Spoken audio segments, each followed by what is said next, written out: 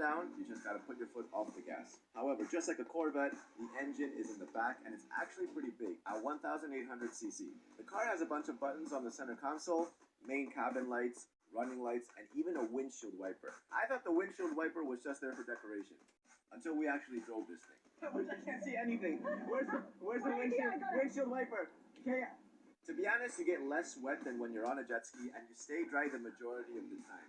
But every now and then, you do catch a wave that goes over the windshield and completely drenches you.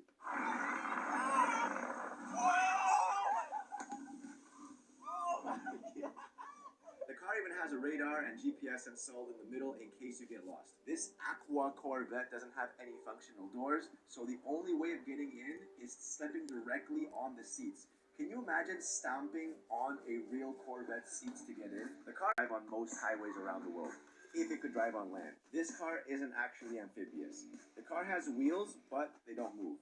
It's just part of a shell that wraps around the frame. So yeah, I mean, it's just plastic. The idea originated in Egypt with a guy named Kareem. 3.5 years ago, Kareem designed a Corvette-style aquatic car with 2 of his closest friends, and the beach. You look over, obviously that'll catch your attention, right? Now, Kareem's taken this vehicle to Dubai where he plans to expand even further.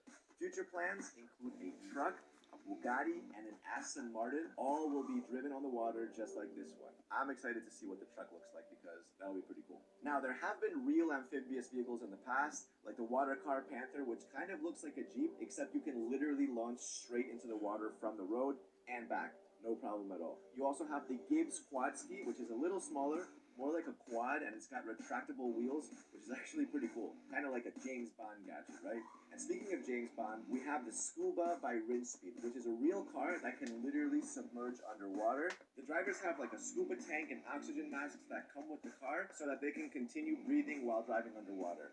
And this car was inspired from James Bond's Lotus Spirit from the movie The Spy Who Loved Me. However, of all the aquatic cars that we mentioned, this one is definitely the most accessible to the general public. Bedroom inside the yacht.